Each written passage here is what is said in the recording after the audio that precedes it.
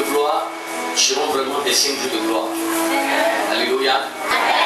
Ça veut dire qu'aujourd'hui tu seras béni. La deuxième journée tu seras béni. La troisième journée tu seras élevé. La quatrième journée tu seras prospère. La cinquième journée tu rentreras dans ta gloire, dans ta bénédiction.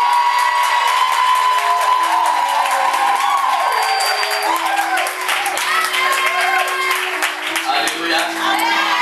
Amen. On va commencer, je voulais présenter ici le prophète Corée qui est parmi nous, c'est mon frère, mon ami, un grand homme de Dieu qui va acclamer, qui est parmi nous ce soir. Alléluia. Amen. Je veux qu'on acclame bien aussi l'homme de Dieu qui est bon, qui a un cœur, qui est rempli d'amour, qui a l'amour de Dieu dans son cœur. Alléluia. Amen. Alléluia, soyez bénis. Amen. Et sans plus tarder, on va recevoir ici l'orateur du soir, celui qui va nous emmener dans une autre dimension avec Dieu. Il va nous enseigner qu'est-ce que c'est la délivrance et la prière. Alléluia. Et je crois que tous les liens qui, dis à ton voisin, tous les liens qui te gênent vont te laisser. Alléluia. Est-ce qu'on peut acclamer ici le Alléluia.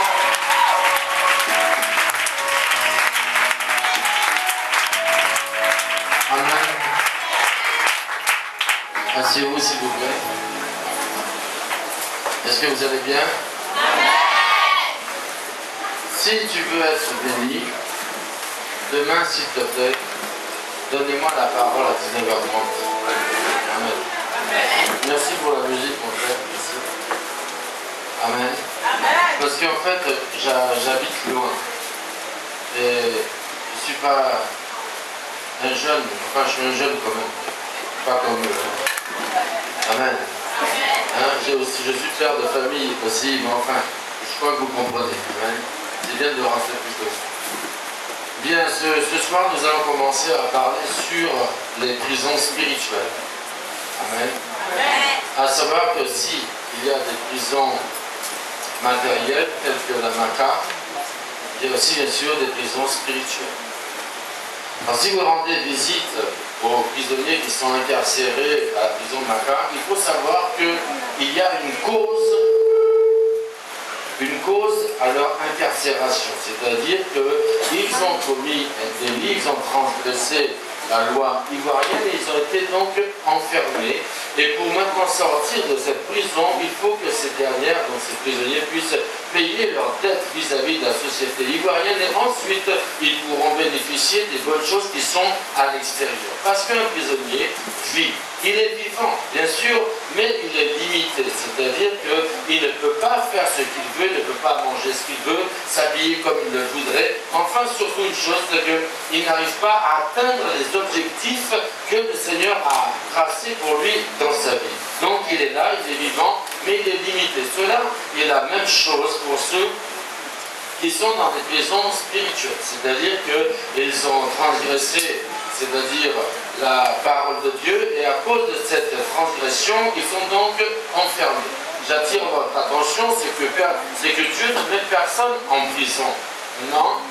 Mais ce que je vois, c'est lorsqu'une personne pêche volontairement, c'est-à-dire transgresse la parole de Dieu, cette dernière n'a plus la main protectrice du Saint-Esprit du Seigneur sur sa vie, et à partir de ce moment-là, cette personne donc peut être bien sûr influencée par des esprits démoniaques. Autrement dit, ce n'est pas Dieu qui bloque, mais c'est les esprits démoniaques donc qui bloquent, on peut dire, la destinée de chaque personne.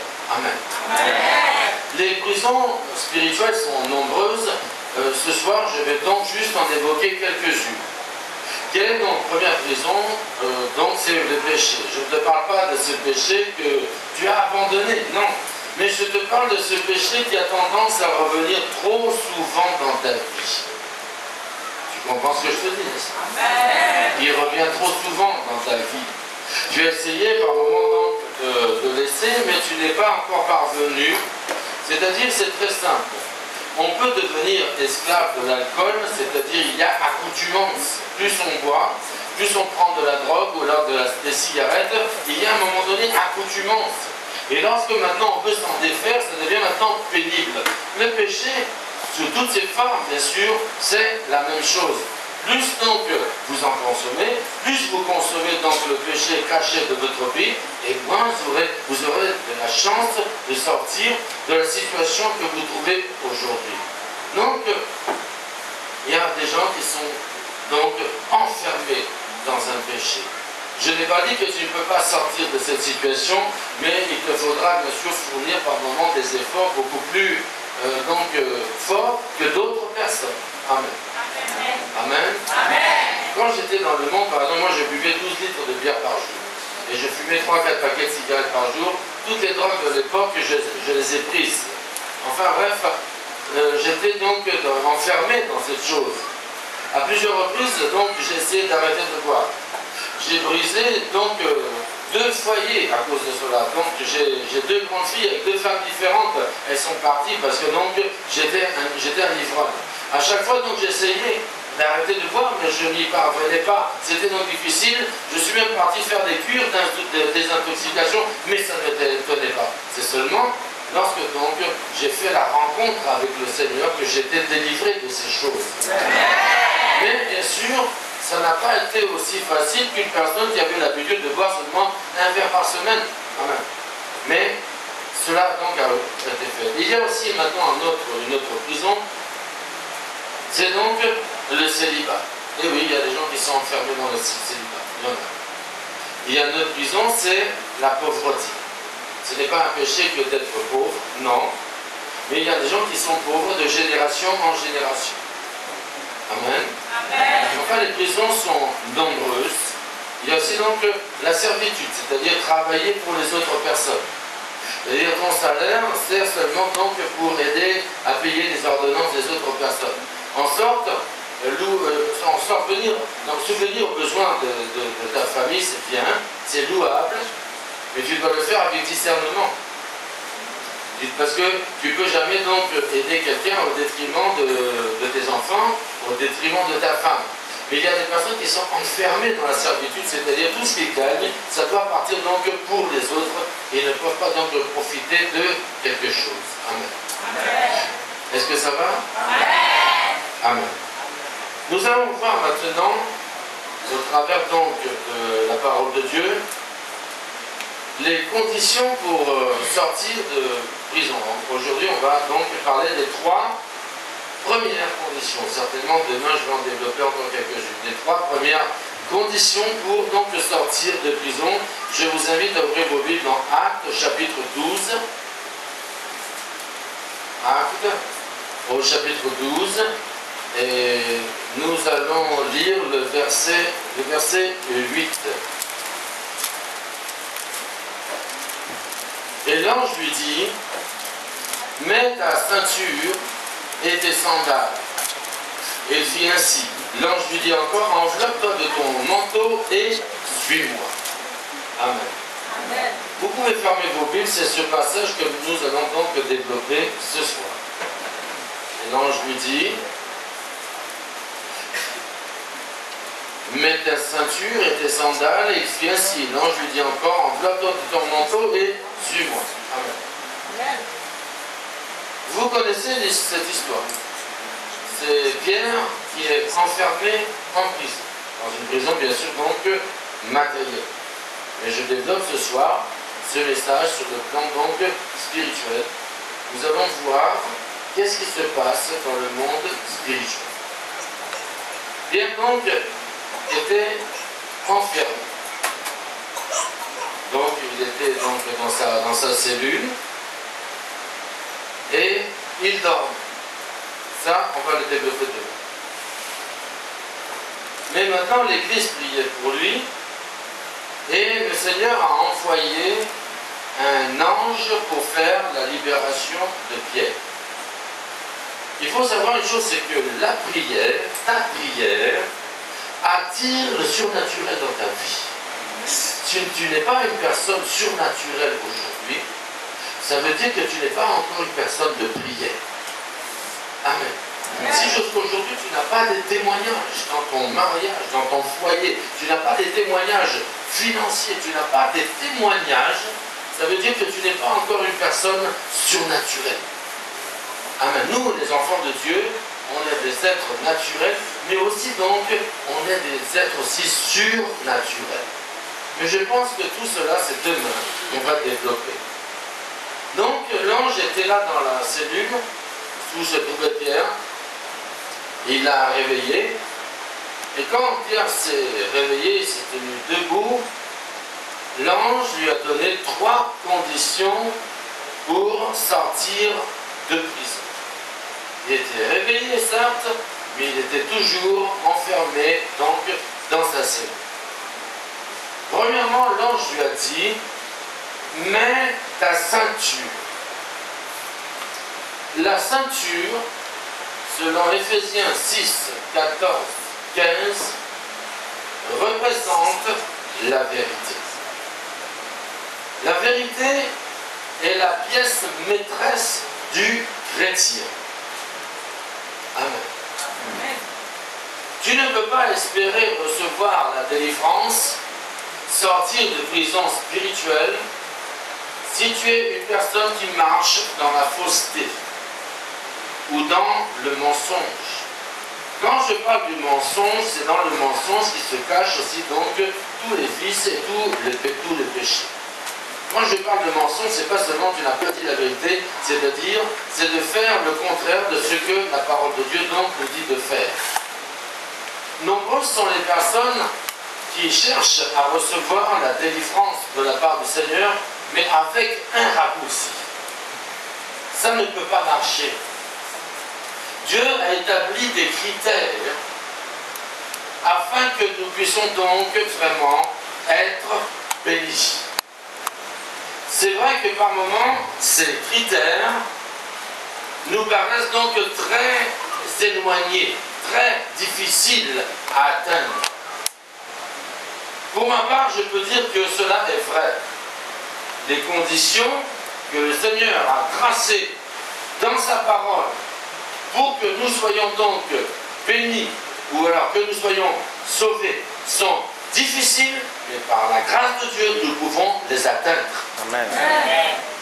Si tu comptes sur tes propres forces pour réussir à faire quelque chose d'important ici sur cette terre, tu n'y arriveras pas. Mais compte, mets ton espoir, mets donc ta foi sur le Seigneur. Vous savez, c'est bon de passer du temps dans la vie chrétienne. C'est bon de vieillir donc dans la vie chrétienne. Parce qu'à l'heure actuelle aujourd'hui, j'ai 51 ans, j'ai presque maintenant donc 25 ans de ministère.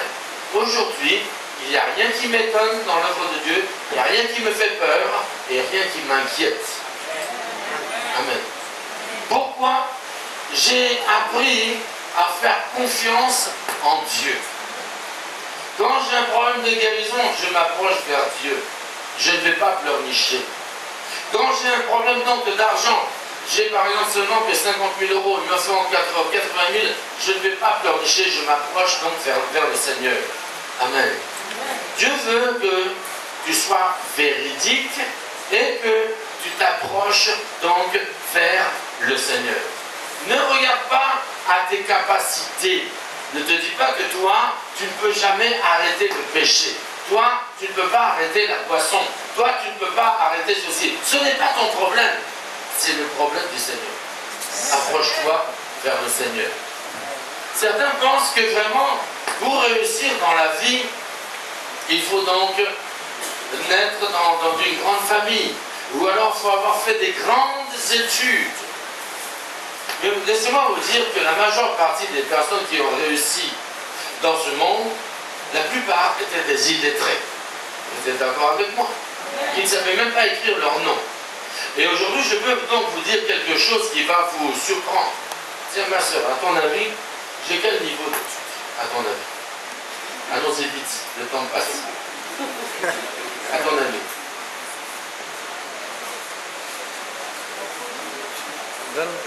Bon, elle est bloquée. Elle est bloquée là. C'est toi, ma soeur. Quel niveau j'ai? T'es coincé aussi? Bon.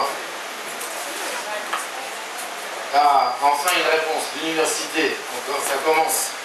Mon frère, j'ai quel niveau? À ton avis? Hein? Maîtrise de quoi? Doctorat. Ah. Ils sont partis loin. J'ai le niveau 5e. J'ai le niveau 5e. Et l'année scolaire, la 5e, j'ai séché les cours. Donc j'ai le niveau 6e et demi. Mais ça n'a pas empêché que j'ai voyagé dans le monde entier pour prêcher la parole de Dieu.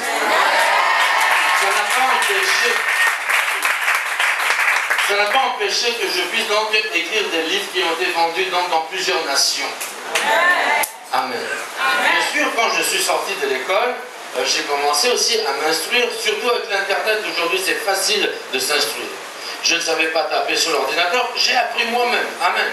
C'est-à-dire qu'il y a une volonté de vouloir faire quelque chose, mais côté donc de diplôme, j'en ai pas.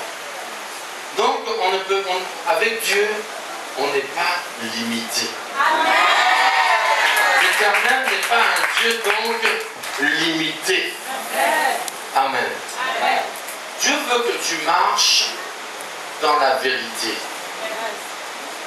Que tu sortes de la vie que tu es en train donc de mener en ce moment. Trop de personnes vivent donc sans être mariées. Trop de personnes ont une mauvaise vie dans l'Église. Beaucoup de personnes m'ont dit, mais on a prié, mais il n'y a rien qui se passe. Laisse-moi te dire une chose, c'est que les prières d'un pécheur sont en abomination devant l'Éternel. Il faut que tu le saches. Sors de la vie que tu es en train de traverser en ce moment. C'est toi-même qui connais ta vie. C'est toi qui sais qu'est-ce que tu es en train de faire en cachette. Nous, on ne te voit pas, mais le Seigneur te voit, les démons aussi te voient. Ils t'observent. Dieu n'a rien à gagner de délivrer une personne qui ne va pas marcher avec lui. L'Éternel est le plus grand, donc éternel homme d'affaires. Il ressemble à un homme d'affaires. Un homme d'affaires ne pourra jamais investir un peu d'argent dans un endroit ou dans un pays s'il ne fait pas donc confiance à cette personne ou dans cette nation. Même si c'est 1000 francs, il ne va jamais investir. Cela est la même chose avec Dieu. Dieu ne peut pas investir dans ta vie des grandes choses, la délivrance, la bénédiction, si tu es une personne qui n'est pas fiable. Si tu es une personne qui balance, tantôt tu es là, tantôt tu es ailleurs. Il faut que tu puisses créer entre toi et Dieu un climat de confiance. Amen. Amen. Il faudrait que l'Éternel puisse avoir confiance en toi. Comme donc il avait confiance à Job, il a dit carrément au diable, cet homme que tu as vu est irréprochable. Dieu donc avait confiance dans cet homme. Dieu avait confiance en Abraham. Dieu avait confiance en David. C'est pour ça qu'il a affermi comme roi jusque donc la fin de ses jours. Mais si tu es flottant, tu balances. Aujourd'hui tu es là, ailleurs, demain tu es là-bas. Je sais ce que je suis en train de prêcher ce soir, ce n'est plus à la mode à Abidjan. Mais il faut que ce message revienne à la mode au nom de Jésus.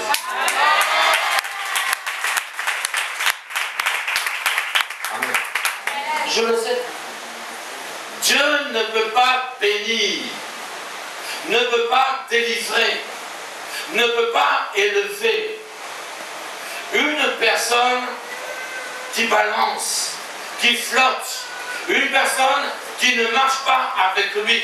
Qu'est-ce que Dieu a gagné de te donner de l'argent, de te bénir, de t'envoyer aux États-Unis, de faire ceci, alors qu'il sait très bien que tu n'es pas dans ses voies.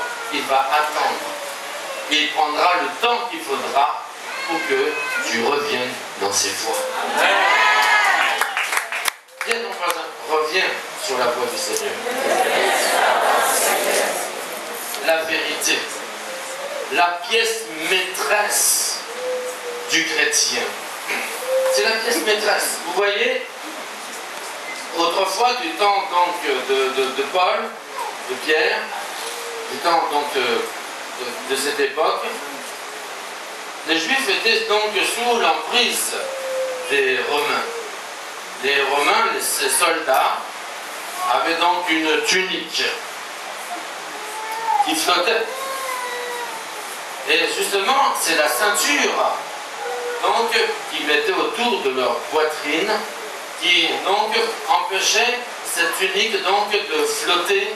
Et c'était aussi cette ceinture qui portait les autres pièces d'armes, c'est-à-dire le glaive.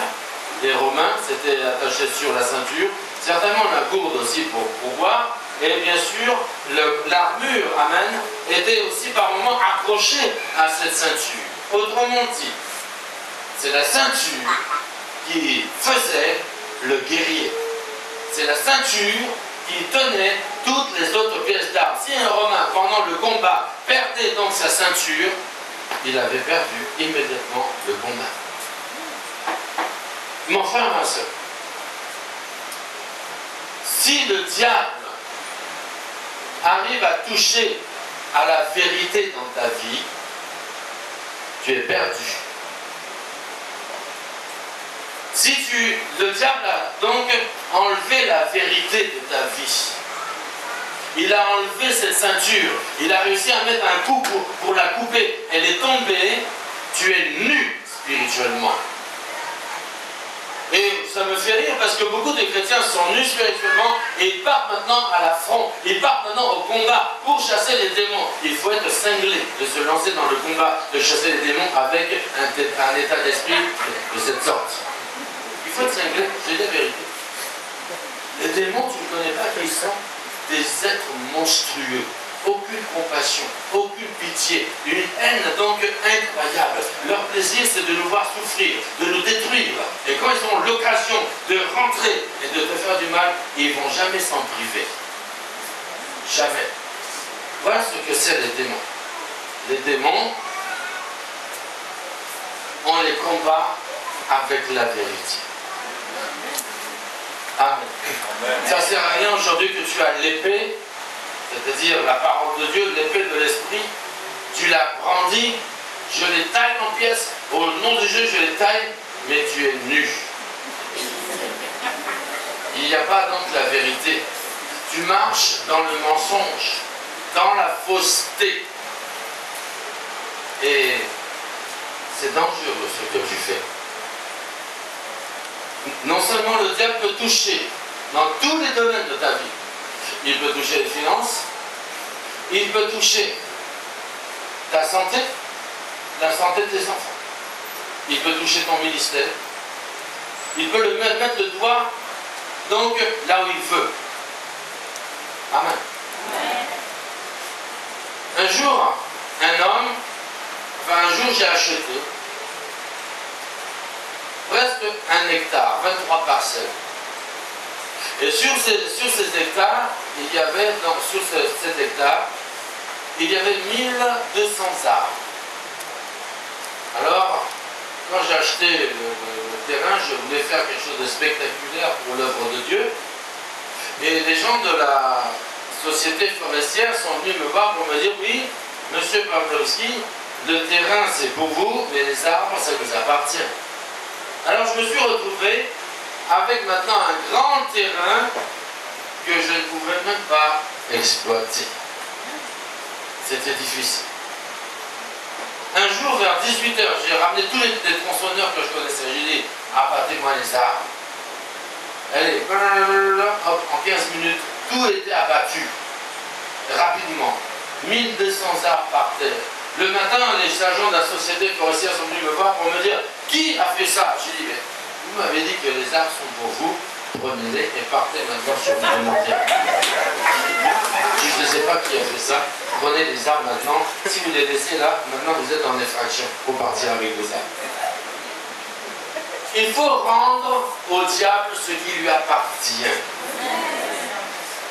Si le diable a quelque chose dans ta vie qui lui appartient, un péché, une malédiction, une alliance, ou alors donc un bien quelconque, ne perds pas de temps. Il faut t'en débarrasser. Parce que tant que le diable aura quelque chose dans ta vie qui lui appartient, il aura main mise sur ta vie. Il pourra se servir à sa guise. C'est ça ce qu'on appelle donc une porte ouverte. Ce soir, c'est donc le premier message, c'est prise de conscience. Amen. Parce que la délivrance, c'est un problème aussi donc de prise de conscience. Combien de personnes sont venues ici dans mon bureau à Abidjan, révérend, faites-moi ma délivrance. Parce que donc j'ai besoin de ceci. Et quand je leur dis, mais attendez, je vais en savoir un peu long sur votre vie. Pourquoi je dois voyager? Les gens ne veulent pas montrer leur vie. Amen. Ils ne veulent pas montrer leur vie.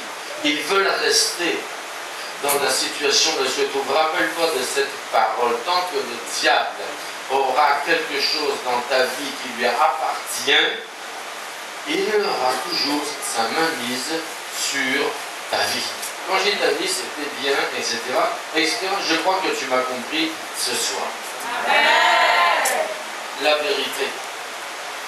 Jésus a dit, ta parole est la vérité. L'autre aspect de la ceinture de la vérité, c'est donc connaître la parole de Dieu. En être maintenant plein, en être rempli. Aujourd'hui, les chrétiens ne connaissent pas la parole de Dieu. Ah non? Parce que premièrement, ils n'ouvrent jamais pour la lire. Aujourd'hui, supposons, voici comment l'évangile a changé de face ces 15 dernières années. Hé, ma soeur, mon frère, viens dans mon église, Dieu va te donner Marie. Oui, viens dans mon église là, en tout cas vraiment c'est bon. Hein? Dieu va répondre à tes besoins, tu vas partir aux États-Unis. Ça, c'est pas l'évangile. Ça, c'est pas l'évangile. Amen. C'est pas ça la vérité. Si aujourd'hui, tout à l'heure, en partant chez toi à la maison, quelqu'un commence, tu vois quelqu'un en train de faire une dépression, il a envie de se tuer, et tu vas lui dire, bon, t'inquiète pas, viens demain, je t'invite au programme demain soir. Il y a un homme de Dieu là, parce qu'en tout cas il est puissant, viens, et tu t'en vas. Il attend de se suicider 3 fois avant demain soir. Pourquoi? Parce que les chrétiens ne connaissent pas la vérité, ne connaissent pas la parole de Dieu. Amen. Tu dois savoir au travers de la parole de Dieu comment donc maintenant gagner quelqu'un, comment le faire revenir à la raison. Moi j'ai prêché donc un jeune homme à l'époque, on avait grandi ensemble. Et quand il a appris que je me suis converti, il a commencé à rire. Il dit non mais ça, là vous allez le voir, lui là, il c'est un spécialiste, il est en train de se cacher, mais vous allez voir le coup qu'il va vous faire. Et le temps a passé, bon j'étais toujours dans la foi, mais lui, il était toujours en train de m'insulter. Et lorsque j'étais dans le monde, il n'osait pas m'insulter, mais là il commençait à m'insulter. Bon, à chaque fois, j'étais irrité. Irrité. Un soir, je rentre d'un programme.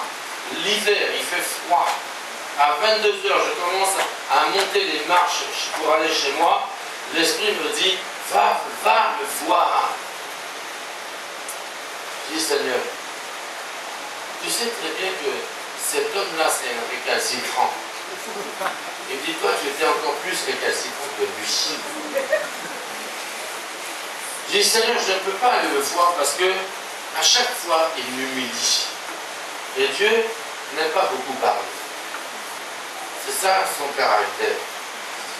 J'ai mis la clé dans la serrure, j'ai commencé à déverrouiller ma porte, et quand j'allais rentrer, j'ai senti un poids tellement lourd que je dis non Seigneur, je vais te venir, je vais aller le voir.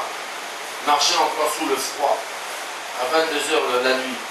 Et je suis parti donc chez lui, il habitait donc pas trop loin, à 10 minutes à pied, c'est très froid. Et lorsque je suis arrivé au 8e étage, chez lui, je sonne, à ma grande surprise, il m'ouvre tout de suite. Je rentre dans le salon, je vois les fenêtres grandement ouvertes. Je dis, mais tu fais quoi avec les fenêtres grandement fermes? J'ai froid, c'est l'hiver. Quand j'ai sonné, il était sur le point de sauter du 8e étage. Tu entends cela? J'ai fermé, j'ai causé avec lui pendant 2 heures. Je lui ai parlé de la Bible, des versets, je lui parlais. Et à la fin, je lui ai dit, est-ce que vraiment tu veux recevoir Jésus dans ta vie? Il m'a dit, absolument.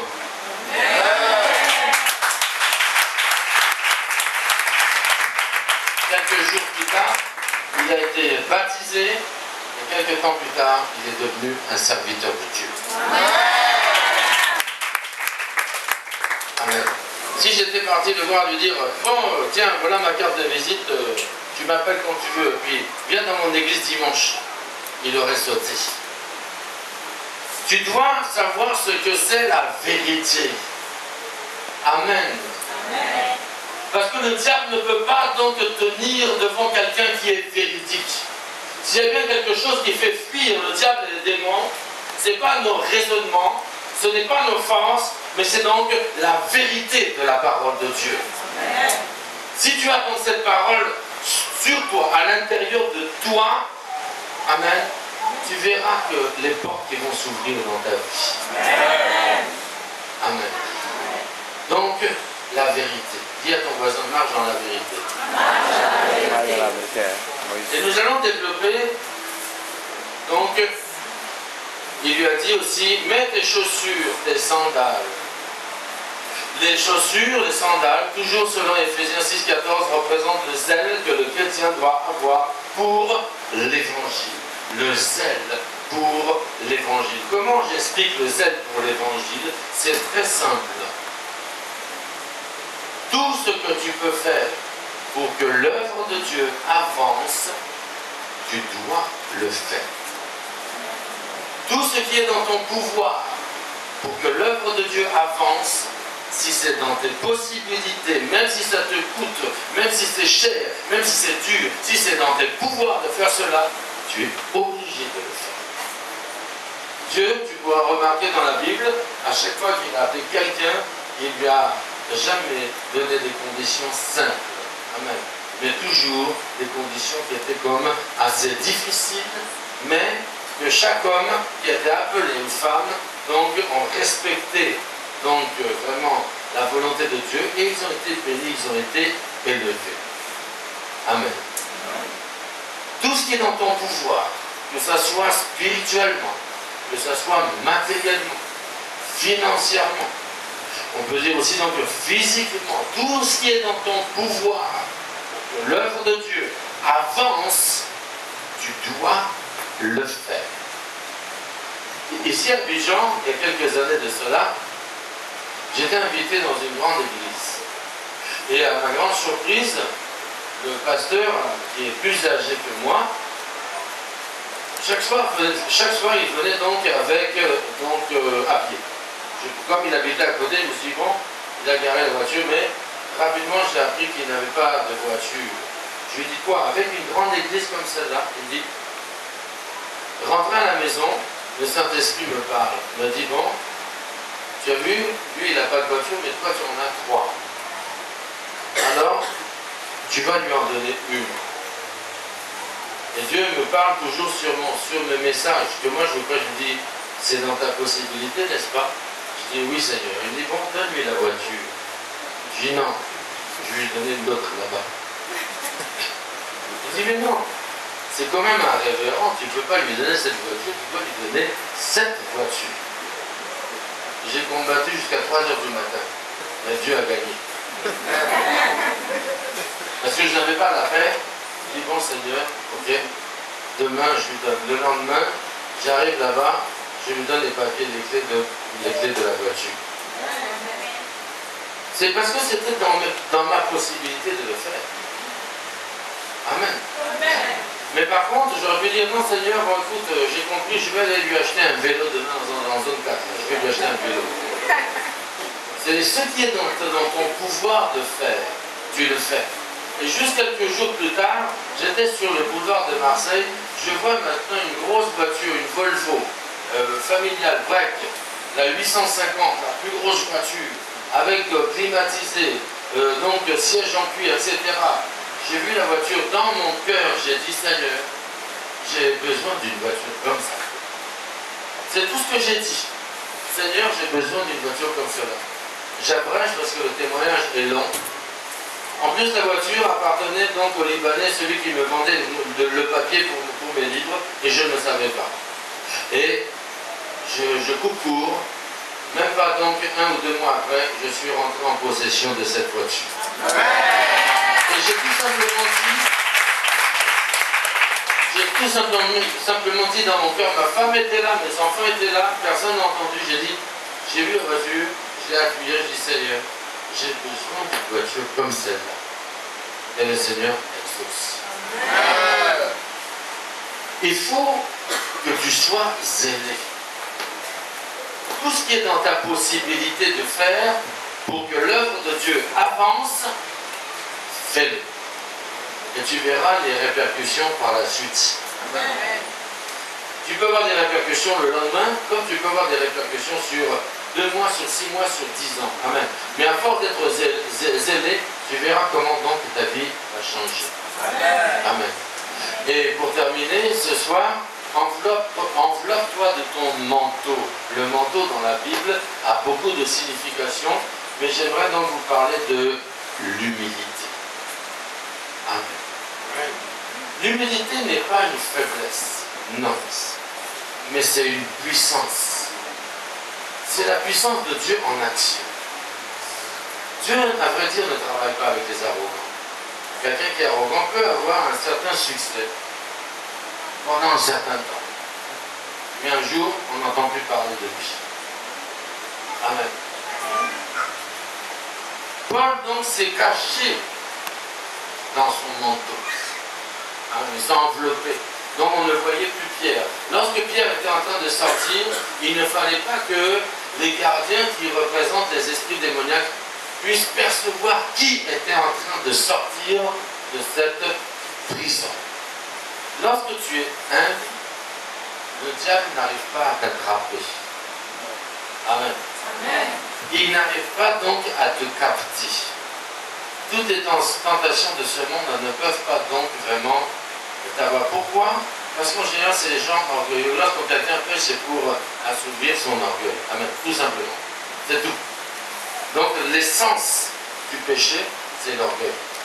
L'essence de la sainteté, c'est la quoi? L'humilité. Amen. Amen.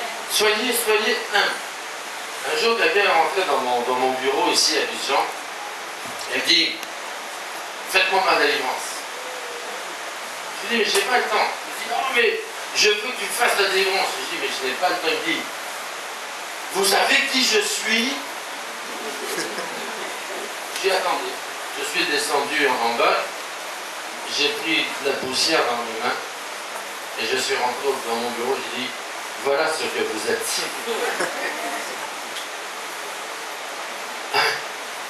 Et il ne faut pas oublier que nous sommes des êtres extraordinaires, mais nous sommes si faibles. Si faibles. Et qu'aucun être humain n'a la possibilité de lutter contre le jour de la mort. Donc tu as déjà vu un cadavre? Amen, il est là.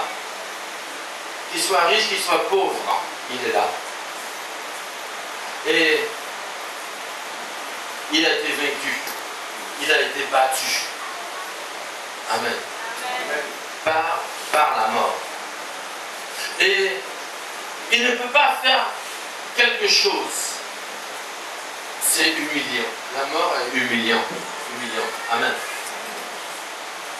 Il ne faut pas oublier une chose, c'est que si aujourd'hui tu vis, ce n'est pas à cause de toi, mais c'est la grâce de Dieu sur ta vie.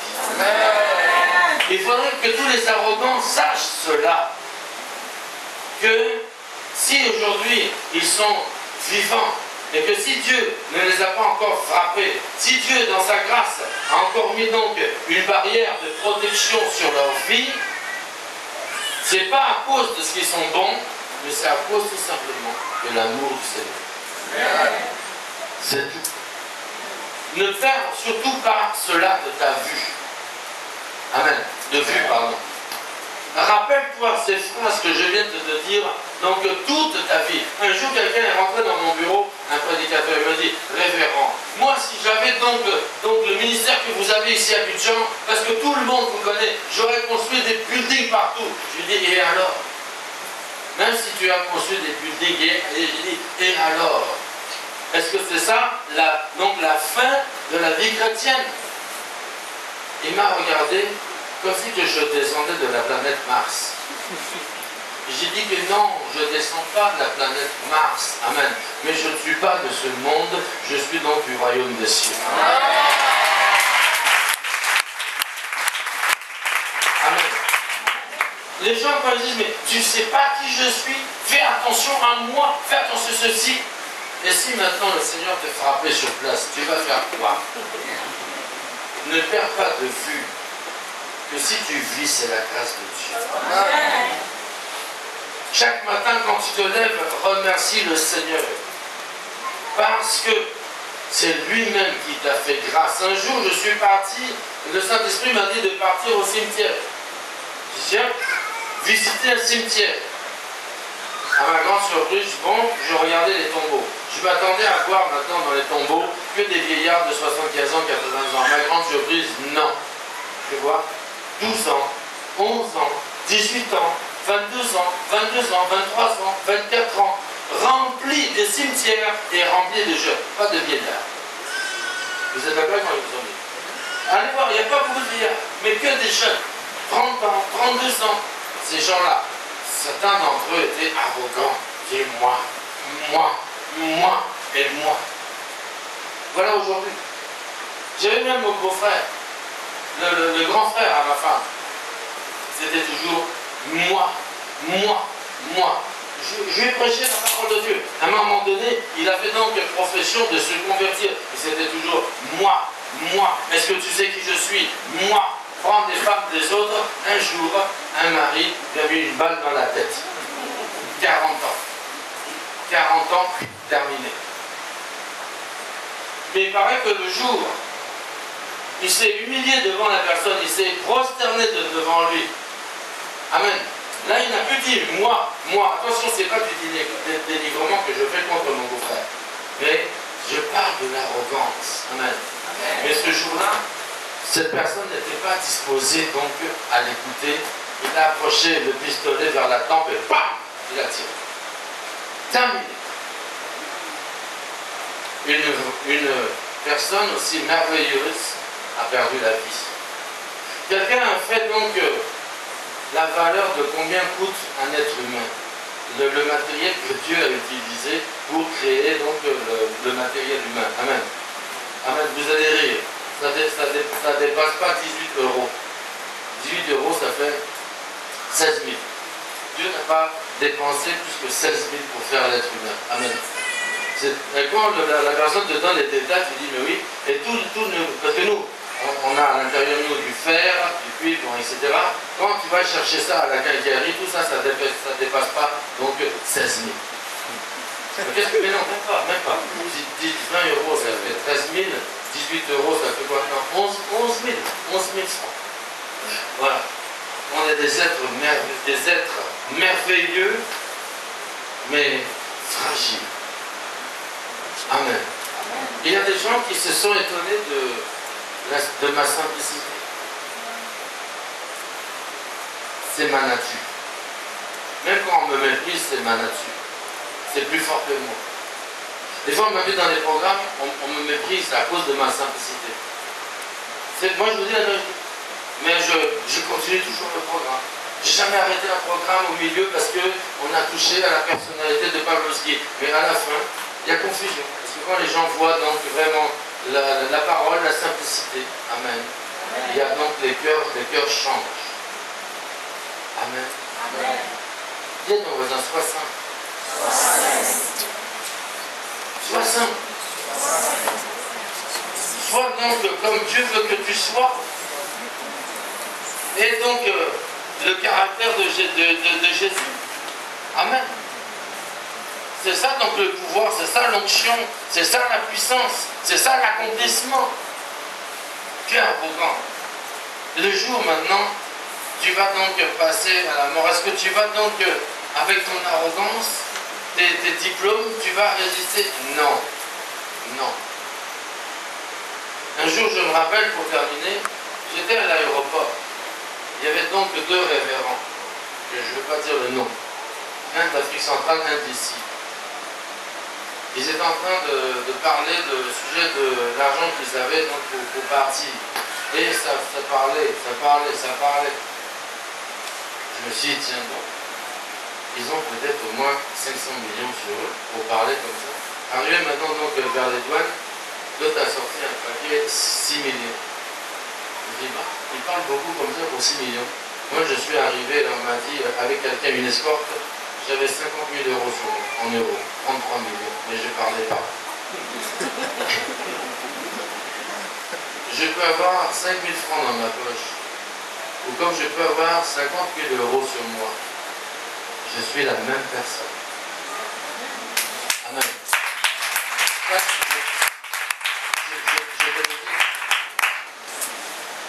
Donc, je te le dis, même mes enfants sont étonnés. Même mon grand, il dit, mais papa, c'est ça ma vie. Je dis, mon fils, c'est la simplicité. Que j'ai 7 000 francs sur moi, ou que j'ai donc beaucoup d'argent, mon comportement est le même, mon message est le même, ma manière de m'asseoir est la même, et la manière de te parler est la même. Amen. J'ai compris que ma richesse, c'était Dieu, sa parole, c'était Jésus. J'ai compris cela. Voici les 3 conditions, les 3 premières conditions pour sortir de prison. Premièrement, la vérité. Deuxièmement, le zèle pour l'évangile. Et troisièmement, l'humilité. Si vous avez déjà ces 3 qualités dans votre vie, eh bien l'ange a dit à Pierre, suis-moi. Il te dit, suis-moi. Aucune porte donc te sera fermée dans ta vie. Amen. Est-ce que ça va? Amen. Que Dieu vous bénisse abondamment.